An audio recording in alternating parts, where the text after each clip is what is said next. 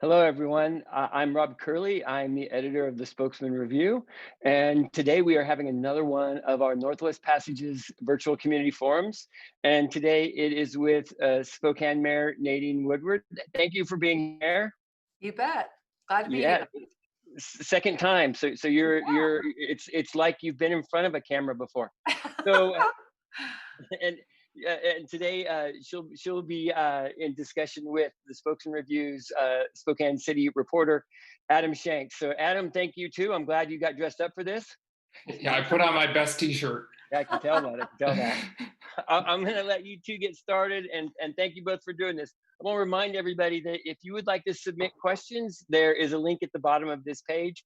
And without further ado, you all take it over from here. Thanks, Rob. Yes. All right, thank you. Mayor, I wanted to start with sort of the news from this morning. As we enter phase two, I know that you have taken some executive action to make it a little easier for restaurants and retailers to expand their business, literally expand in front of their doorsteps. Can you talk a little bit about that? Absolutely. Happy to do that. We felt it was really important to allow businesses that are opening in phase two to increase their capacity because under phase two, restaurants are at 50%, retailers are at 30%. And if you know anything about those businesses, that profit margin is so slim that it's very difficult for many of them to operate. At just 50% or at least with the inside space that they have. So in order to be able to increase that capacity for them, we made it easier to get permits to be on the sidewalk or even to get a special permit to close down a street, to move into parking lots, just to provide them more outdoor space so that they can try to make a go of it when they open up their businesses again. And so that's been very well received and appreciated by those businesses and really the community in general. So those are some small things that the city of Spokane can do to help during this economic recovery, and we're happy to do it. Are there other things like that you guys are considering or sort of on the table to just make things a little bit easier? Because I'm sure you're hearing from businesses like I am that even as we move forward through these phases, it's still going to be really tough. It is, and one other area that we haven't talked much about that I'll talk about here today is activating some of our alleyways as well. So that would offer some more space for retailers and restaurants. Um, but also parking downtown, we are not increasing parking rates for 2020. That's something that the city had been looking about earlier before I came on board and offering more of those 10-minute zones where people can pick up curbside because even retail is still doing some curbside in addition to 30% capacity inside their businesses. So those are just some smaller things. There's some community-wide things that we're looking at as well. You know, we did offer to provide small business loans to some of our businesses by buying down the interest rate on a lender, for working with a lender to do that so that they could access loans that may not be as traditional loans as they're used to trying to apply for and maybe not get. So we provided some small business loans, assistance with utility payments. Now we're looking at some options for a rental assistance to our renters that would definitely benefit landlords or property owners as well. So we've got lots of things that we're thinking about. You mentioned the 10-minute parking zones. Those have been pretty well received, right? Yeah, absolutely. That was one of the first things we did when the stay home, stay healthy order came down, and restaurants were only allowed to operate with takeout and curbside pickup. And that was that little thing that we did had a big impact. So yeah, very, very Mhm. popular. So as we go into phase two, I know last time I'd spoken to you in one of these forums, you had been encouraging people to go out to eat and still get takeout and curbside pickup. What sort of businesses are you patronizing in phase two, just personally? Have you gotten a haircut? I did on Tuesday. How was it? What That was the was the experience first like? thing. Well, you know, the hairdresser that I go to, it's just it's a small space that's just her. So it was extremely easy to followed the guidelines that the state had put out, but definitely wearing the mask, and it was just the two of us, and a disposable gown it was super simple, but she was so grateful to be back in business. And I was 18 weeks out of having gone to see her. So I was really grateful to be able to get back to the salon, as I Mhm. know many are. Yeah. So yeah, I've been getting my hair cut by my girlfriend, and I'd like to Oh, think she she's does a a. nice job. I'm looking at you right now. Yeah, what do you think? But I mean, back to these businesses. Are you worried that many have closed and won't ever reopen? There is a concern there, because even at 50% capacity, a lot of restaurants can't make it. Retail at 30% capacity, that's tough too. So yeah, I am concerned, and I hear from businesses all the time. Right after we opened up more in phase two, I had one employee get a hold of me and say, I'm so thankful that you got to phase two for Spokane County sooner, because my business, my employer was just about ready to file for bankruptcy. So we hear these kinds of stories all the time. And even before we got to phase two, Adam, we heard from business owners who said, I may not have a choice. I may have to open, even though legally I'm not ready. I would be willing to risk having my license pulled, or a fine slapped on me, because I risk losing everything I've worked for my entire life anyway. So when you hear those kinds of stories, your heart goes out to people, and it's just, you do everything you can to allow them to open up their doors and get their workers back. Mhm. So we've been hearing this good news and making progress in advancing to phase two, but in the last few days or week or so, we've also seen an uptick in the number of COVID-19 cases. Is that concerning to you? And are you worried that it might prohibit us from moving on to phase three? That's a great question. We've been looking at those numbers, and as we increase testing capacity and tripled the number of our contact tracers under phase three, we anticipated that the cases would go up. But what we're looking at is those cases that are contained, and especially with the Philadelphia macaroni plant, where about 50 of those cases are coming from. The fact that it's been isolated is a good thing. And as Dr. Bob Lutz would say, through the contact tracers, as these cases come up and we're able to contact people and find out who they've been exposed to, if we can box in the virus, that's the priority. That means the plan is working. When there's less of the community spread, then we know we're on the right track. And as we look at the other numbers that go along with that, as the cases increase, you still have to look at hospitalizations. We're right about 7 right now. That's 1 more than we had a week ago. And the death rate has stayed the same. Those are the metrics that you need to be looking at as well. Hmm. And as we reopen, I know that businesses have said that all along, really, that they can reopen, but consumers and customers have to feel like they can be confident that they'll be safe. I mean, what's been your sense of, our consumers and folks in Spokane feeling comfortable getting out, or what's your thoughts on that? I think it's both. I think that there is a segment of our community that has been itching to get outside of their house and resume some sense of public life. So I think they were very grateful to see us move into phase two and more of our businesses open. But there's definitely a segment of our community that's not ready. And they may fall into that vulnerable category, being 60 or older and have an underlying condition, or they're just not ready anyway. They have to get to a point where they feel comfortable going out again. And I think as public gets out to these businesses and sees that the business owners are engaged in those best practices and those protocols and the guidelines that the state has put down for them and to operate their business, that they will feel more comfortable.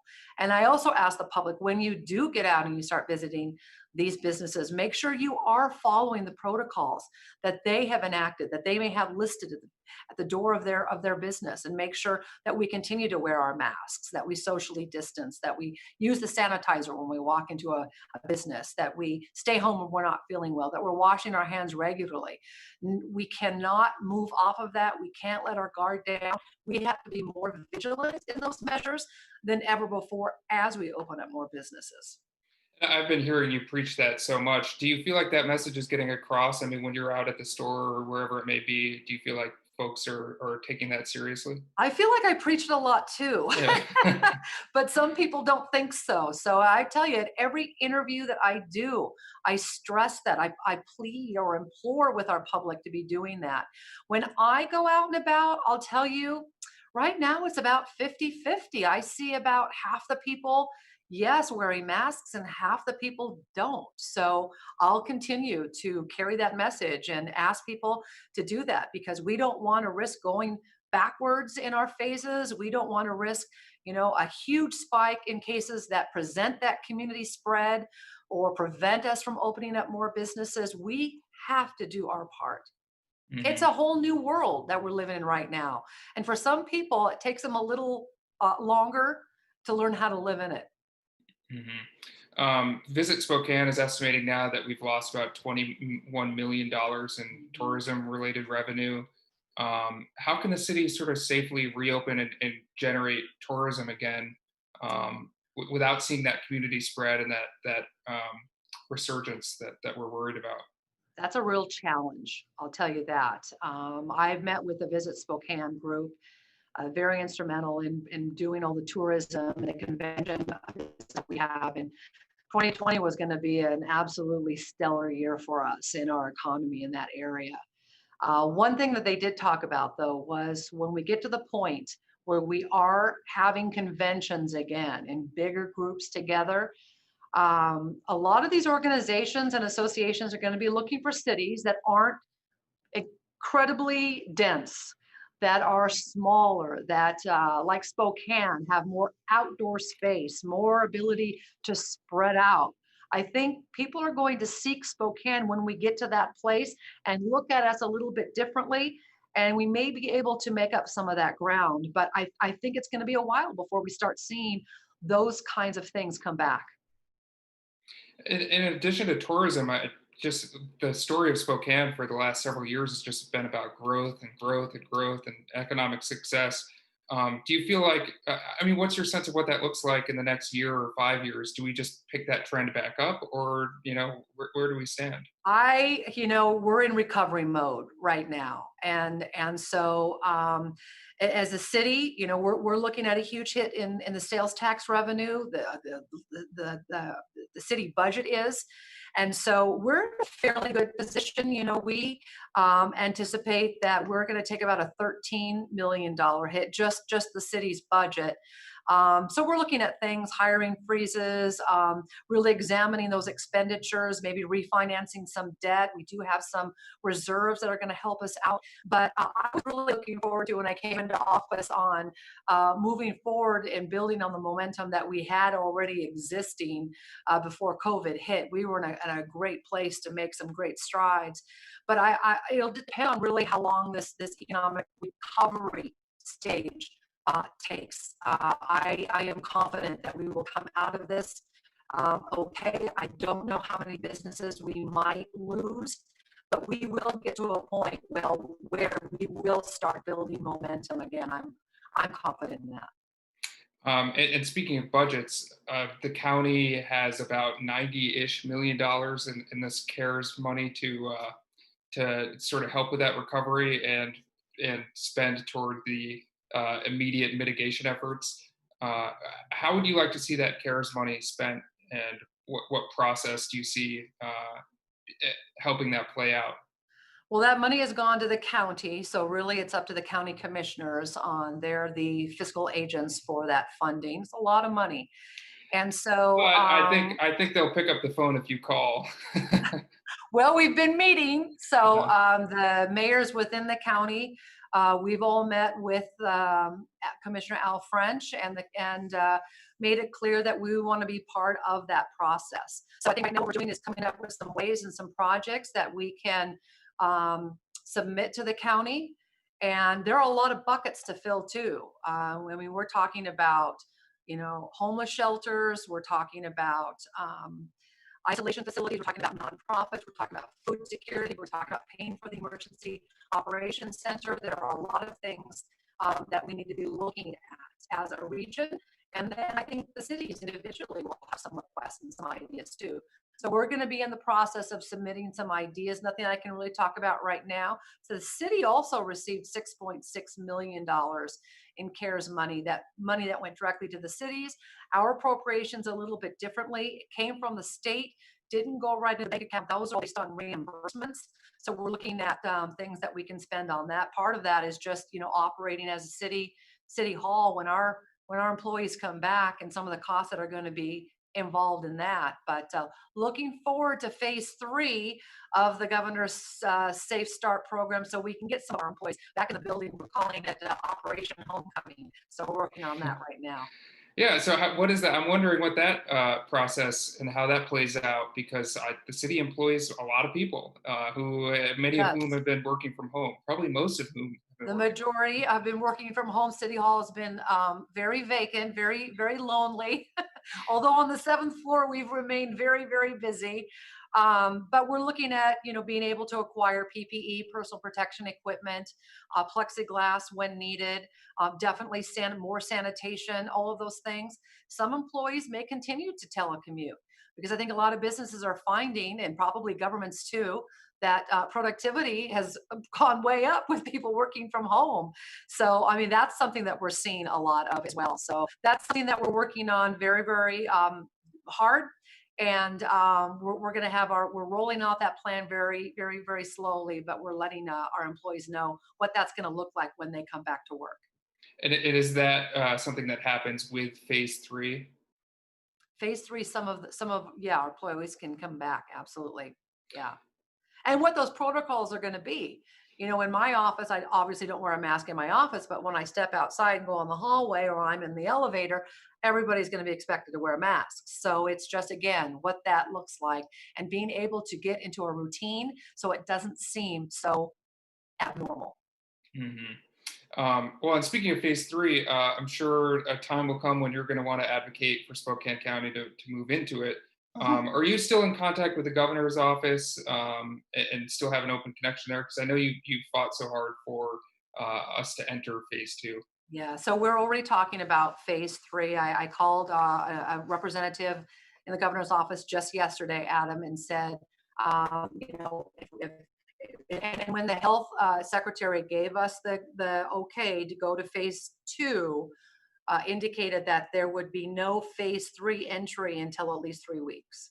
So we're coming up on week 1. So it's 2 weeks. So I called to find out what the phase 3 criteria looks like. And there is no phase 3 criteria yet for counties our size, but I anticipate that they will start working on that very, very quickly if they haven't already started.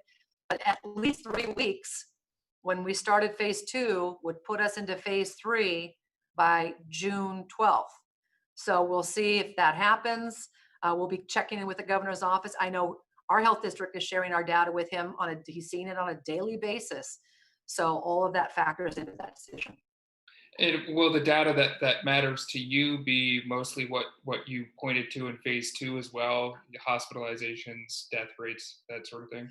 Yeah, because we are doing more testing, Adam. And before it used to be like if you fit into the demographic that was the more vulnerable, 60 and older, and you have underlying conditions. Now pretty much anybody can get a test if they think they've been exposed, and anybody at any age. So as we do more of that testing, we're going to see those cases go up. So we need to keep looking at, as you mentioned, those 2 metrics of hospitalizations and death rate, and the community spread of those cases as well. If they're contained, much better. We're doing our job, but the community spread would be a concern. So the city council is considering a law on Monday, I believe, that would require the city to have a plan in place to replace any shelter beds that it closes. Have you taken a look at that proposal, and do you have any thoughts on that? Well, we're meeting with the council on that this week, and we are having some very good conversations. And those conversations include the philosophical differences that we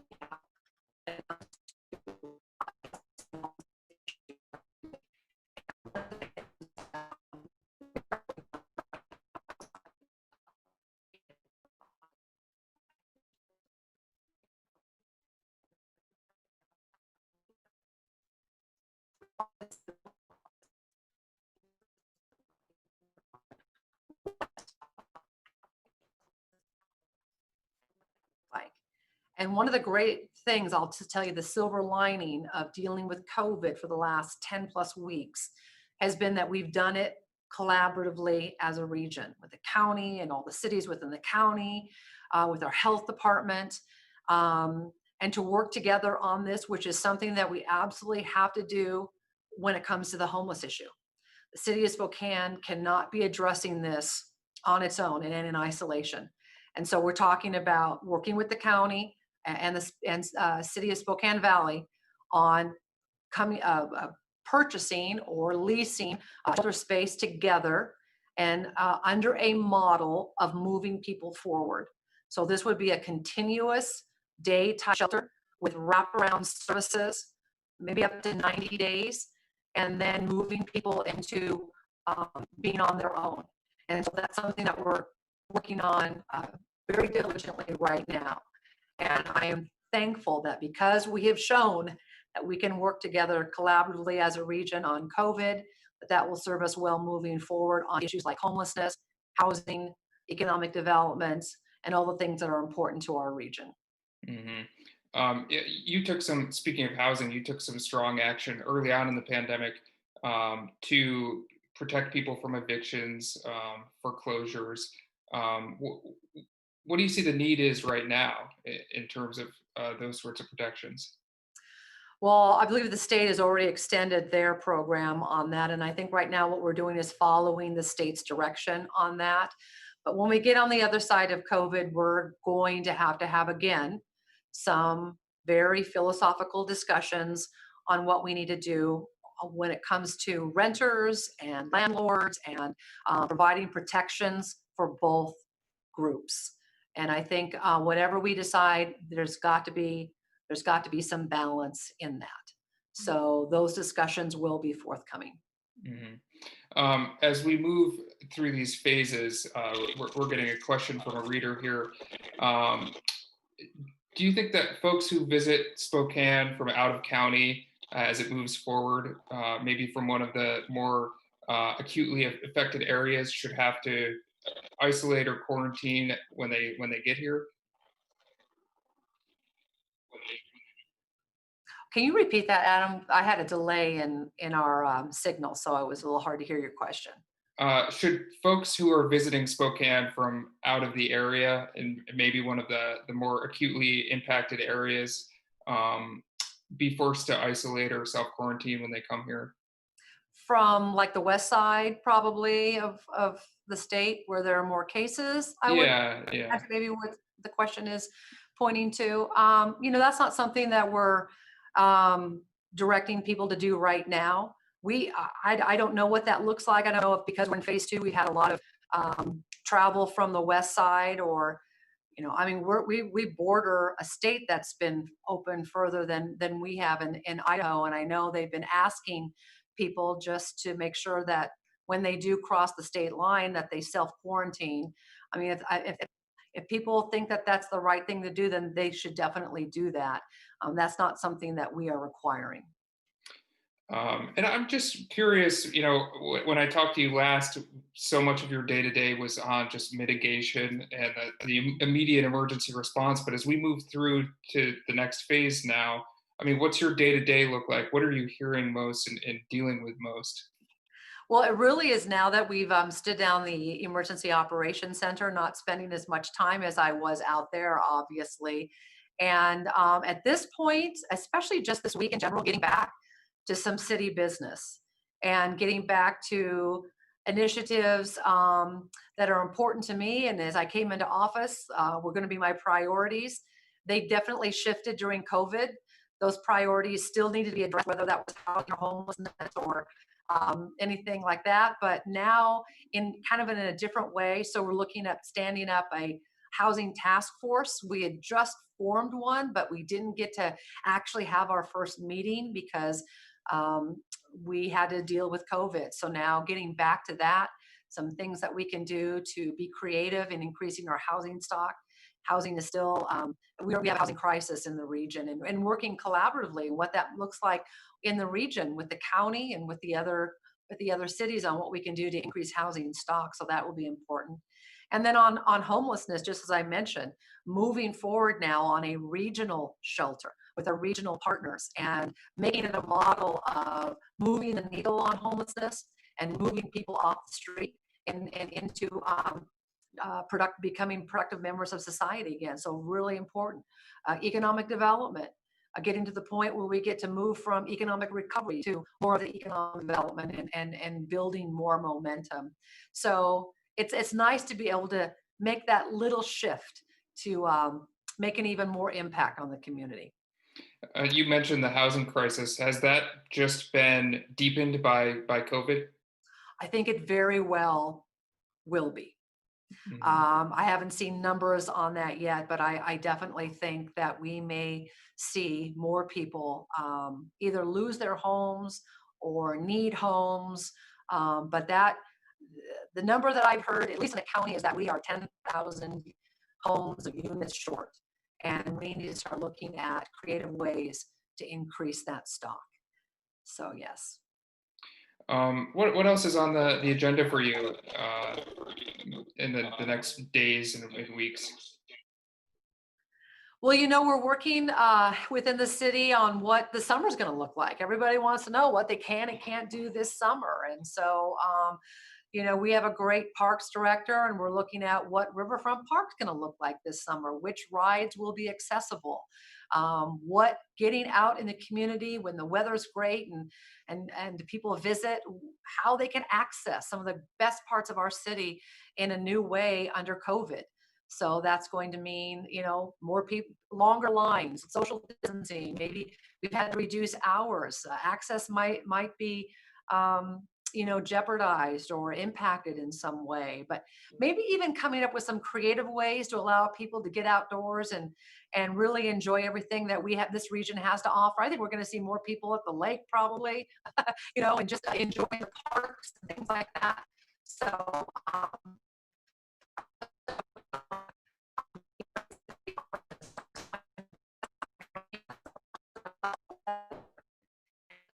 Just, building up our economy, continuing to be an advocate for businesses, getting to phase 3, and then even looking further what phase 4 looks like and when that might be able to happen.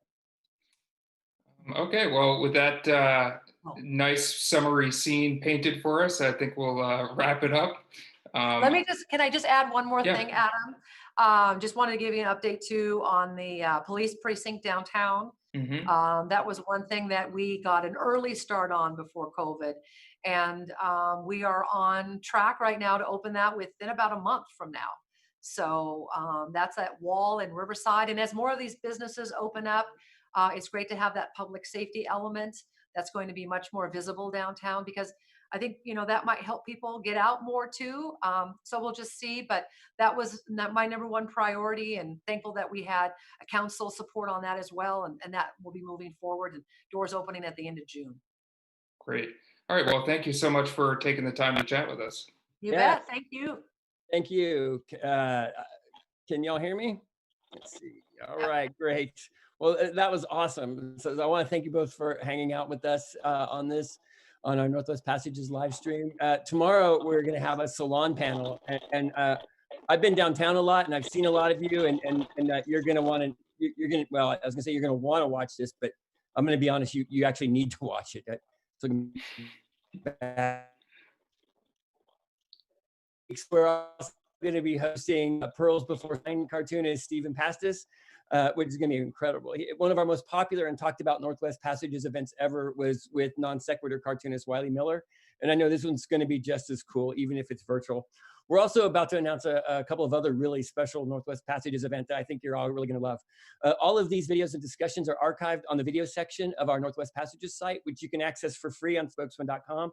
We don't charge ticket prices, but you can still make a donation if you would like, and we would like you to, via the Inovia Foundation to the Community Journalism and Civic Engagement Fund. You can easily find that by visiting spokesman.com/thanks. And if you're not already a subscriber to the Spokesman-Review, I hope you'll support our journalists who are working so hard to cover our community, and they're doing a great job. The cheapest way to subscribe is actually going to that same link, spokesman.com/thanks. We are working hard to adapt to new ways of doing business and reaching out to everybody. And we really appreciate your support. So Adam and Mayor, thank you both for being a part of this. And I hope we can check in again soon. You bet. Thank you. Thanks for having me. Good to see you all. Yes.